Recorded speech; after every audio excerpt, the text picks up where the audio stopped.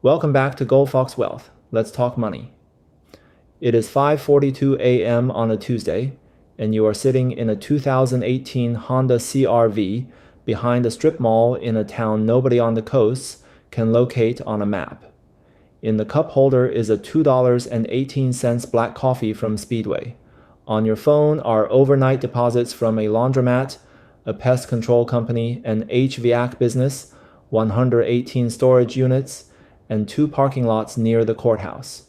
Total deposits since midnight, $11,842. None of it is impressive, and that is the point. At 29, you bought your first business, a laundromat between a vape shop and a Little Caesars. The seller was 67, tired, and convinced young people no longer carried quarters. He wanted $310,000. You had $42,000. So you borrowed $248,000 through an SBA loan at 8.25%, signed a $20,000 seller note, and became the owner of a place that smelled like detergent, hot metal, and quiet financial necessity.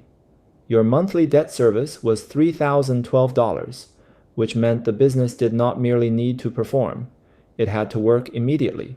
Your friends thought you were insane. Your girlfriend asked why you wanted to buy a place where people wash socks, and you did not have a romantic answer. You just understood something simple. People can delay vacations, new cars, and streaming subscriptions, but eventually their clothes get dirty. Dirty clothes are not optional. For 6 months, the business did not make you rich. It made you tired. You were there before work, after work, and sometimes at midnight because machine 22 would not drain, and a woman with wet towels was yelling at you under fluorescent lights. You added card readers for $18,600, cleaned the bathrooms, improved the lighting, fixed the machines that actually mattered, and raised prices by 11%. Revenue went from $21,400 a month to $29,800. Utility costs were brutal at $6,900 a month for water, gas, and electricity. Rent was $4,750. Repairs averaged $2,100. And yet, after debt service, the laundromat still produced $5,400 a month in real cash flow. Nobody noticed, but the bank did. At 31, you bought a pest control company from a man named Marty who knew every restaurant kitchen in town with a roach problem. Purchase price, $740,000. Revenue, $1.18 million. Seller discretionary earnings, $215,000. Recurring accounts, $1,400. Churn was technically unknown, which meant dangerous, but the business had something better than branding. It had roots, habits, contracts, and customers who only called when something unpleasant needed to disappear. At 34, you bought the HVAC business. At 36, the storage units. At 38, the parking lots. By 45, you did not legally own the whole town, but the distinction had become technical. When someone needs clean clothes, they pay you. When a tenant sees termites, they pay you. When a dentist's waiting room is 81 degrees, they pay you. When a contractor needs storage, he pays you. And when a county employee cannot find parking, she pays you. You do not own luxury, you own inconvenience, and the inconvenience is recurring revenue. Today, across all entities, the businesses produce $18.7 million in annual revenue and $3.9 million in EBITDA before owner-level adjustments.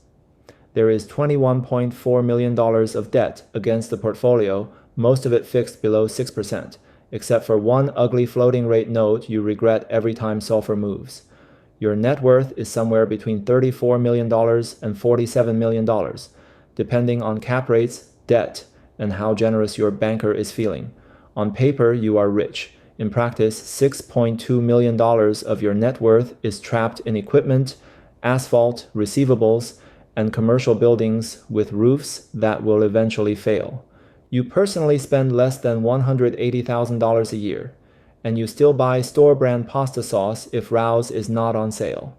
This confuses people because they think money changes your appetite. It does, but not the way they imagine. Once you train your brain to see leakage, you cannot stop seeing it. Leakage is overtime, fuel cards, insurance renewals, empty parking spaces, tenants paying 19 days late, technicians using the wrong supplier, and the $14,000 difference between two rooftop HVAC units. People think wealth is about what you can afford. At your level, wealth is about what you refuse to ignore. You are not famous in town, the surgeon is famous, the developer is famous. The car dealer who sponsors the charity gala is famous. You are not. Your name is not on the signs. The laundromat still says suds and spin. The pest trucks still have Marty's cartoon raccoon on the doors. The storage facility is owned by an LLC named after a creek that does not exist. You learned early that attention is expensive because attention creates expectations. Expectations create requests, and requests create obligations. So you sit in the back of the room, drink club soda with lime, and listen.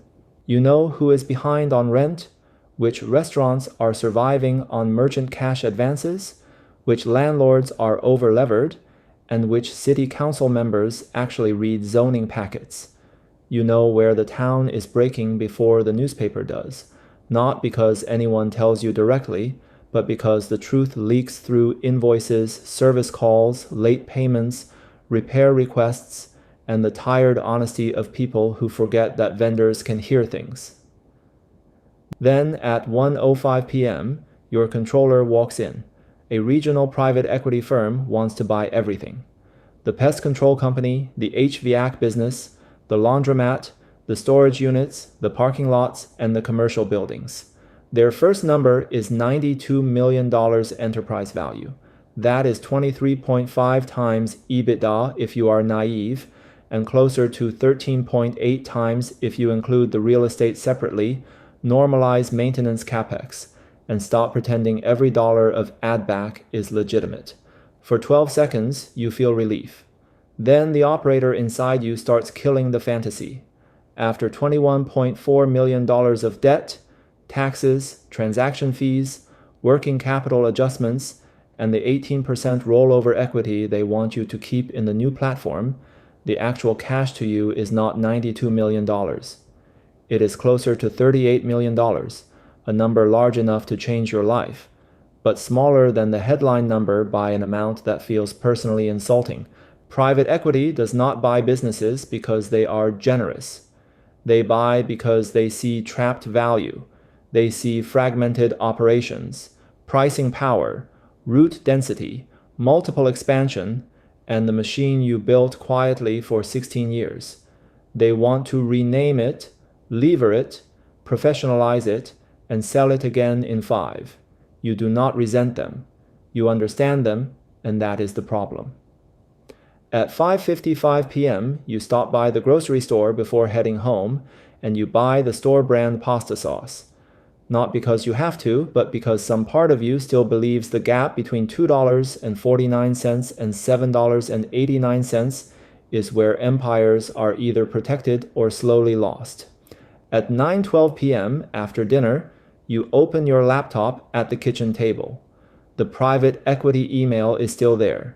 You could sell, become liquid, and stop thinking about dryers, termites, compressors, asphalt, leases, payroll, dispatch software, insurance audits, and angry customers named Denise. But liquidity has its own loneliness. If you sell, you get money. If you keep it, you keep the machine, and the machine is ugly, demanding, unglamorous, and alive. Tomorrow morning, the town will wake up and need things again: clean clothes, cold air, pest removal, storage, parking, and the quiet infrastructure of ordinary life. And you will be there, not on a stage, not in a magazine, not on a billboard, but behind the invoices, behind the LLCs, behind the service trucks, collecting small payments from unavoidable needs. You bought one boring business at 29. By 45, you own the whole town, not because anyone noticed, but because every road in town eventually led to something unsexy, necessary, and yours. Thanks for watching. Please consider hitting like and subscribe if you enjoyed this video. Tell us in the comments what you'd like us to unpack next. See you in the next one.